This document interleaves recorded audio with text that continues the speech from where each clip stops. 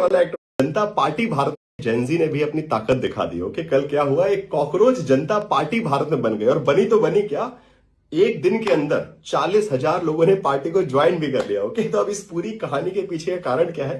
कारण यह है कि हमारे जो चीफ जस्टिस ऑफ इंडिया है, ओके, हाल ही तत्कालीन चीफ जस्टिस ऑफ इंडिया, उन्होंने क्या स्टेटमेंट दिया कि देश के जो बेरोजगार लोग हैं वो क्या है, कॉकरोच की तरह है, दे आर लाइक पैरासाइट्स, और ये हर कहीं पे ही पहुंच जा रहे हैं, सोशल मीडिया के थ्रू कहीं पे भी एक्सपर्ट बन जाते हैं और अपनी टिप्पणियां देने लगते हैं और अपने आप को एक्सपर्ट दिखाने लगते हैं। फर्जी लोग हैं। ओके, मतलब इसीलिए उन्होंने कॉकरोच शब्द का उपयोग किया कि they are like parasites and cockroaches. Okay, youngster को, तो यंगस्टर ने बोला कि ऐसा है क्या मालिक, चलो बताते हैं। तो यंगस्टर ने अपनी एक कॉकरोच पार्टी बनाई। ओके, अभिजीत जी हैं जिन्होंने ये पार्टी बनाई है, और उस पार्टी के कुछ मैनिफेस्टो में लिखा कि अगर हम सत्ता में आते हैं तो क्या क्या बोला गया, 5 पॉइंट है कि रिटायरमेंट के बाद किसी भी सीजीआई को कोई पद नहीं, मतलब राज्यसभा में कोई पद वगैरह नहीं। ये तो होता था कि पुराना रिटायर्ड हो गए तो उसके बाद राज्यसभा पद मिल जाता है, ठीक है।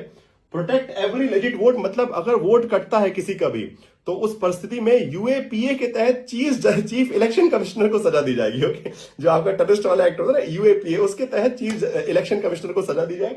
50% रिजर्वेशन, ओके, महिलाओं को 33% नहीं 50% रिजर्वेशन मिले।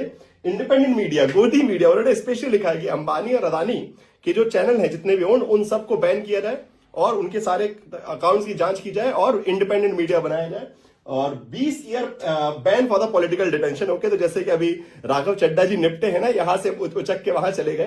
तो स्पेशली कॉकरोच जनता पार्टी ने कहा है कि अगर हम सत्ता में आते तो कोई भी अगर दल बदल करता है तो उसको 20 साल तक चुनाव लड़ने की कोई परमिशन नहीं होगी। दी ज्यादा एजेंडा। बाकी आप लोगों को क्या लगता है कि ये रिएक्शन है, it is just sudden reaction और something new is happening in India?